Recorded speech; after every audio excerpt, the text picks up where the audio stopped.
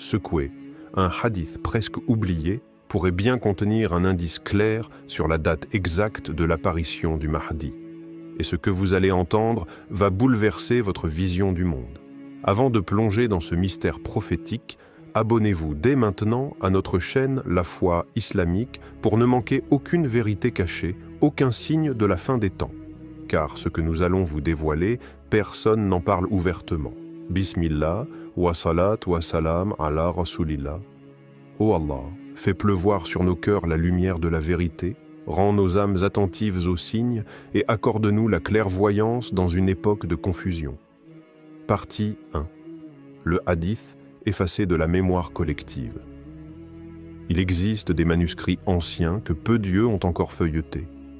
Des feuilles vieillies par le temps, conservées dans des bibliothèques oubliées, rédigées à l'encre noire de nuits studieuses.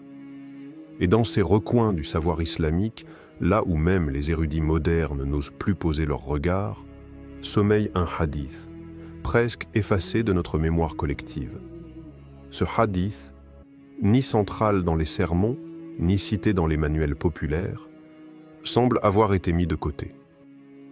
Était-ce par prudence, par oubli volontaire, ou simplement parce qu'il dérangeait une certaine conception figée du temps prophétique? Il ne figure pas dans les ouvrages les plus cités du commun des musulmans, mais on le retrouve en notes de bas de page, en marge d'anciens recueils, ou dans des copies manuscrites jalousement conservées dans les bibliothèques de Damas, du Caire ou de Caïrouan. Il s'ouvre sur une phrase que seuls les initiés auraient osé commenter. Après l'antelle, les troubles augmenteront, puis, après 30 ans, émergera l'homme de la maison bénie.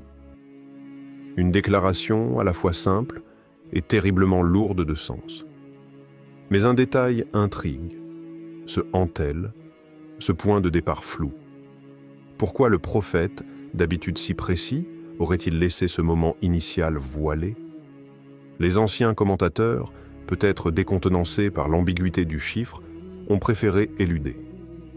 Quelques-uns ont qualifié le hadith de da'if, faible, à cause de la chaîne de transmission incertaine. D'autres l'ont effleuré, le mentionnant comme une énigme parmi tant d'autres. Mais aucun ne s'y est vraiment attardé, jusqu'à ce que certains chercheurs musulmans contemporains, passionnés par les signes de la fin des temps, décident de le réexaminer. Armés des événements du siècle passé, des marqueurs historiques des guerres, des invasions et des bouleversements sociaux, ils ont croisé ce hadith avec une époque précise. L'année 1410 de l'Hégire, soit 1990 du calendrier grégorien. Pourquoi 1410 ? Parce que cette année marque une rupture nette. La première guerre du Golfe, l'effondrement de blocs géopolitiques, la montée du désordre au sein de l'Oumma et le début d'un dérèglement mondial aux dimensions multiples, militaires, économiques, spirituelles. Et puis vient la suite du calcul.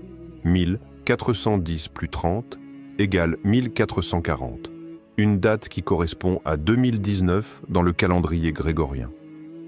Et là, soudainement, le hadith semble vibrer dans une fréquence nouvelle. Car 2019, ce n'est pas qu'une simple date. C'est le début de quelque chose. Des mouvements de contestation surgissent dans le monde musulman, en Algérie, au Soudan, en Irak, au Liban. Une pandémie mondiale plonge la planète dans un état de sidération. Les mosquées se ferment, la Kaaba se vide. Le monde entre dans une ère de surveillance, de conflits numériques, de fractures spirituelles. Et dans tout cela, un sentiment diffus, presque mystique, émerge. Le Mahdi est proche. Des témoignages de rêves, des récits populaires, des craintes refoulées, mais aussi des espérances renaissantes. Tout semble pointer vers un changement imminent. Est-ce une simple coïncidence? Une correspondance fabriquée par nos angoisses modernes? Ou bien est-ce la manifestation discrète mais puissante de cette parole prophétique oubliée? Ce qui est certain, c'est que cette parole, jadis considérée comme marginale, revient aujourd'hui à la surface comme un écho du passé, pour nous interroger sur notre présent. Et si ce hadith, effacé de la mémoire collective, avait attendu ce moment précis pour se révéler? Partie 2. Des chiffres et des signes. Quand le calendrier islamique parle, le calendrier hégirien n'est pas un simple outil pour fixer les jours de jeûne ou célébrer les deux fêtes. C'est une horloge céleste, une mécanique divine où les années ne passent pas, elles parlent. À qui s'est écouté, les chiffres chuchotent des secrets. À qui s'est contemplé, les dates deviennent des signes. Depuis plus de 14 siècles, ce calendrier lunaire rythme la vie de la Oumma, mais il est bien plus qu'un repère temporel. Il est un miroir du monde invisible, un fil tendu entre l'histoire prophétique et les événements de la fin des temps. Là où le calendrier solaire donne des heures et des saisons, le calendrier hégirien donne des vérités dissimulées. Certains chercheurs musulmans, passionnés par les sciences symboliques, ont exploré la numérologie coranique et la signification profonde des chiffres utilisés dans les hadiths. Non pas pour y chercher des prédictions hasardeuses, mais pour y lire les rythmes sacrés, les patterns invisibles que Dieu a laissés comme jalons pour ceux qui réfléchissent. Le chiffre 7, par exemple, il revient sans cesse. Les 7 cieux, les 7 terres, les 7 versets de la Fatiha, les 7 tours autour de la Kaaba. Il évoque le cycle complet, la purification, la reconnaissance d'un ordre supérieur.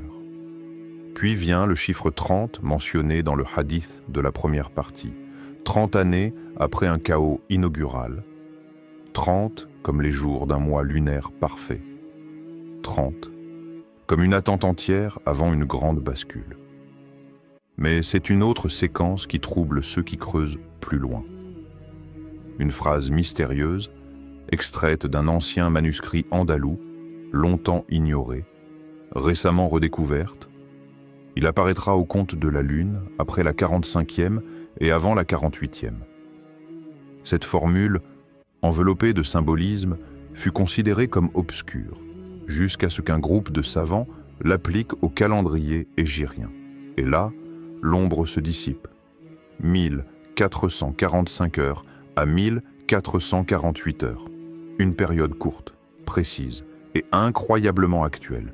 Nous sommes en plein dedans. 1445, c'est maintenant. Et selon cette lecture audacieuse mais méthodique, le Mahdi ne va pas apparaître. Il est déjà là. Vivant, caché, formé, en attente d'un signal divin. Une présence silencieuse, mais dont les effets se font sentir à travers les bouleversements du monde. Et cela n'est pas sans rappeler les paroles du prophète. Celui qui médite verra. Celui qui observe comprendra. Ce n'est pas un calcul rigide. Ce n'est pas une date lancée dans le vide. C'est une lecture subtile du destin, entre les cycles lunaires, les événements du monde et les allusions prophétiques. Une lecture pour les cœurs éveillés. Car depuis l'entrée dans les années 1440, les signes se sont accélérés. Chaos géopolitique, inversion des valeurs, perte de repères, montée des tensions autour d'Al-Quds, crise globale. Et l'attente, palpable dans les cœurs des croyants. Le monde ne tourne plus rond, il tourne en spirale. Et à chaque rotation, il se rapproche de ce point de rupture, de ce point de lumière. Peut-on dire que la date de l'apparition du Mahdi a été révélée? Pas clairement, pas officiellement, non. Mais subtilement, oui. Comme un souffle dans la nuit, comme une note discrète dans la partition cosmique. Et si cette période, 1445 à 1448, n'était pas une prédiction, mais un appel au réveil? Partie 3. Les secrets d'une révélation écartée. Il y a des paroles qu'on prononce en chair et d'autres qu'on murmure entre deux portes. Il y a des hadiths qui s'impriment dans tous les recueils et d'autres qui se transmettent à voix basse, loin des micros, loin des caméras. Ce hadith, celui qui évoque une date, ou plutôt une période chiffrée précise, n'a pas été effacé par accident. Non, il a été écarté délibérément. Trop direct, trop lourd de conséquences, trop prompt à faire trembler les puissants et réveiller les masses endormies. dans une époque où chaque déclaration publique était scrutée, où toute référence à la fin des temps est rapidement classée comme extrémiste ou fantaisiste, les savants les plus sages ont choisi le silence. Certains, d'un ton neutre, ont évoqué une chaîne de transmission faible. D'autres ont noté son absence dans les recueils les plus connus, mais très peu ont osé approfondir. Car ce hadith, s'il est authentifié ou même simplement mis en lumière, changerait la perception du monde musulman sur le présent.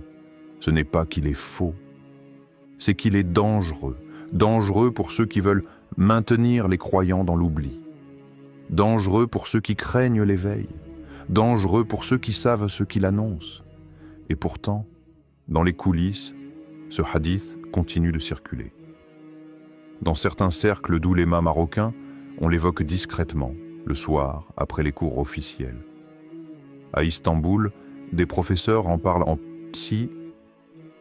petit comité, en comparant ces formulations avec des versets du Coran. En Arabie, dans les marges d'anciens manuscrits préservés à Médine ou à la Mecque, quelques annotations font référence à cette séquence prophétique.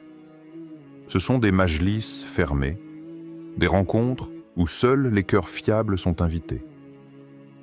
Car ces paroles, une fois entendues, ne laissent pas l'âme tranquille. Elles éveillent, elles bousculent, elles secouent la torpeur spirituelle. Dans ces cercles, on ne parle pas d'un futur lointain. On parle d'un présent en marche. La chute morale du monde y est décrite comme l'un des signes majeurs. La normalisation du péché, l'inversion des valeurs, le règne de l'injustice médiatisée. Tout cela, disent-ils, a été prévu. L'oppression globale. Ils l'appellent le second joug, celui que les fils d'Israël avaient demandé eux-mêmes avant que le secours d'Allah ne les surprenne. Et l'effondrement progressif des nations arabes n'est pas une faiblesse. C'est la préparation d'un vide. Un vide que seule une force divine pourra combler. Mais ce qui les intrigue le plus, c'est cette voix montante, discrète, presque invisible, mais persistante. Ils disent « Il ne parlera pas fort. Mais quand il parlera, tous écouteront.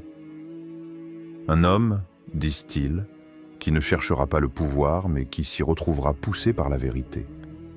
Un homme que personne ne verra venir, et que tout le monde reconnaîtra quand il paraîtra. Certains de ces savants sont convaincus que le Mahdi n'est plus à chercher. Il est en train d'agir, déjà. Pas avec des armées, pas avec des slogans, mais avec une mission intérieure, une préparation silencieuse. Alors, pourquoi ce hadith a-t-il disparu des discours publics? Parce qu'il gêne? Parce qu'il révèle trop? Parce qu'il ne correspond pas à l'agenda de ceux qui veulent maintenir la confusion? Mais pour ceux qui cherchent sincèrement, ce hadith oublié devient une lumière, pas une lumière aveuglante, mais une lueur douce qui trace le chemin de la vigilance. Partie 4. La voix du Mahdi résonne-t-elle déjà? Écoute, il ne s'agit plus de pages anciennes, ni de manuscrits effacés, mais de ce que dit le vent, de ce que pleure la terre, de ce que perçoivent les cœurs éveillés. Et si la date n'était plus à chercher dans les chiffres, mais dans les frissons du monde actuel? À Gaza, les bombes tombent, mais les enfants lèvent d'eux les yeux au ciel et sourient parfois. À Paris, les foules crient dans la rue, mais dans certains regards fatigués, on devine une attente, une silhouette. À Damas, une femme rêve chaque nuit du même homme, toujours de dos, toujours en blanc. Des jeunes musulmans, un peu perdus, fatigués par les écrans, le chaos, la solitude, se retrouvent à parler du Mahdi comme on parle d'un frère absent depuis trop longtemps. Une parole revient encore et encore dans les prières tardives, dans les discussions à voix basse. Et s'il était déjà là? Des femmes pieuses, souvent âgées, souvent invisibles, racontent leurs rêves. Elles ne cherchent pas la gloire, elles ne font pas de vidéos. Mais leur voix tremble quand elles disent « Je l'ai vu ». Il n'avait pas de couronne, mais son visage portait la lumière.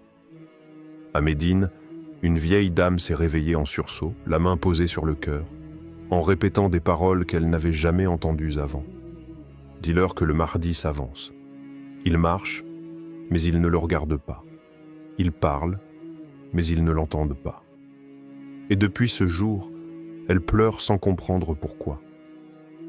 Dans le ciel, certains affirment avoir vu des lignes étranges, des lumières sans source, des silences qui grondent, des alignements cosmiques qui coïncident étrangement avec les dates évoquées dans les manuscrits andalous ou persans. Les astrophysiciens diront « illusion », les sceptiques « coïncidence », mais ceux qui ont le cœur pur diront « signe ». Et si la voix du Mahdi résonnait déjà, pas dans un discours, pas sur un trône, mais dans les gestes simples, dans un regard posé sur un pauvre, dans une larme versée pour l'injustice, dans un silence plus fort que 1000 slogans, et s'il avait déjà donné des signes, pas pour être acclamé, mais pour qu'on l'écoute au fond de nous-mêmes. Il se peut que ces mots aient été chuchotés dans une ruelle, entendus uniquement par celui dont le cœur bat avec sincérité. Il se peut que ces pas aient été traversés une grande ville occidentale, croisant des centaines de passants, et que seul un enfant les regardait avec émerveillement. Il se peut qu'il ne cherche pas à se montrer, mais à éveiller. Et si tout cela n'était pas une fiction, si tout cela n'était pas encore l'apparition, mais déjà l'écho de sa mission, écoute à nouveau. Ce n'est pas une voix extérieure, c'est une vibration intérieure, un appel. Il ne hurle pas, il n'impose pas, il invite. Et c'est cela, peut-être, le vrai début. Non pas l'arrivée, mais le pressentiment. Partie 5. Et maintenant, que devons-nous faire? Arrêtons-nous un instant, respirons, écoutons le silence entre deux épreuves, car si ce hadith effacé disait vrai, si les années que nous vivons sont vraiment les années du dévoilement, alors ce n'est plus du récit. C'est notre réalité. Ce n'est plus le temps des débats vains. Ce n'est plus le temps des querelles sur des détails insignifiants. C'est le moment du grand retour, pas vers un homme, mais vers Dieu. Car le Mahdi ne viendra pas sauver ceux qui attendent sans agir, ni ceux qui doutent en silence, ni ceux qui crient manquer son nom, mais vivent loin d'Allah. Le Mahdi viendra pour ceux dont le cœur aura guéri, pour ceux qui auront ressuscité leur prière, pour ceux qui auront déserté les péchés et reconstruit l'espérance. Prépare ton cœur. Avant de chercher des signes dans le ciel, cherche en toi, car les vrais signes du Mahdi sont intérieurs. Une larme versée en secret pour tes fautes, une sala accomplie avec sincérité, même fatiguée, une aumône donnée sans attendre un merci, une nuit où tu as lutté contre le sommeil pour dire « Ya Rabbi, pardonne-moi, répare ta prière ». C'est la première chose que le Mahdi reconnaîtra chez toi. Pas ton apparence, pas ton discours, mais ta connexion à ton Seigneur, ta manière de te prosterner, ta manière de dire « Iyyaka na'budu wa iyyaka nasta'in ». Nettoie ton âme. Le Dajjal trompera ceux dont les cœurs seront remplis de doutes, de rancune et de désirs déchaînés. Mais le Mahdi illuminera les visages de ceux qui auront poliché leur cœur comme un miroir, prêt à refléter la lumière divine. Le prophète a dit « Celui qui l'attendra sincèrement le reconnaîtra dès son apparition. » Pas par les médias, pas par les annonces spectaculaires, mais par une certitude dans le cœur, une clarté intérieure que rien ne pourra éteindre. Les années 1445 à 1448 sont cruciales. Tu les vis maintenant. Ce ne sont pas des années ordinaires. Ce sont des années de bascule, où les voiles tombent, où l'histoire s'écrit en direct, avec toi dedans. Les événements vont s'enchaîner, les chocs vont s'accélérer, et chaque âme va être testée. Pas seulement par des guerres ou des famines, mais par l'indifférence, par le confort, par la distraction. Alors lève-toi, là où tu es, et commence. Par une parole de dhikr, par une page du Coran, par une intention pure, parce que celui qui ne répond pas à l'appel du cœur n'entendra jamais l'appel du Mahdi. Et un jour peut venir où les signes seront évidents. Mais ou ceux qui auront trop douté auront déjà perdu leur chance. Ils diront « C'était lui ?» et leur cœur restera vide. Mais toi, si tu marches vers Allah, le Mahdi te trouvera déjà debout, déjà prêt, déjà éveillé. Et cela vaut plus que 1000 prédictions. Alors que les pages du temps tournent et que les signes se multiplient autour de nous, rappelons-nous que la venue du Mahdi n'est pas seulement un événement à attendre, mais une réalité à vivre dès aujourd'hui, dans nos cœurs, dans nos actions, dans notre foi. Ne laisse pas ce hadith oublié rester dans l'ombre. Ne laisse pas cette date mystérieuse glisser entre les doigts de ton destin. Car l'appel est là, clair et puissant, murmuré à travers les siècles, pour réveiller le croyant endormi, pour rallumer la lumière dans les ténèbres. Que ce rappel soit un souffle divin, une invitation à revenir vers Allah avec humilité et sincérité. Car le vrai triomphe du Mahdi sera celui des âmes qui auront su se préparer, pas seulement dans l'attente, mais dans la transformation. Abonne-toi à cette chaîne si ce voyage t'a touché, pour ne rien manquer des clés spirituelles qui illuminent notre temps. Partage cette vidéo pour que ce message traverse les cœurs et les horizons. Et surtout, prie avec moi. Ô Allah, guide-nous vers la lumière, accorde-nous la patience, et fais que nous soyons parmi ceux qui reconnaîtront et soutiendront ton serviteur, le Mahdi, lorsqu'il apparaîtra. Amin. Que la paix et la bénédiction d'Allah soient senties sur le prophète, sur sa famille, ses compagnons, et sur vous tous, mes frères et sœurs en foi. À très bientôt pour continuer ensemble ce chemin vers la vérité.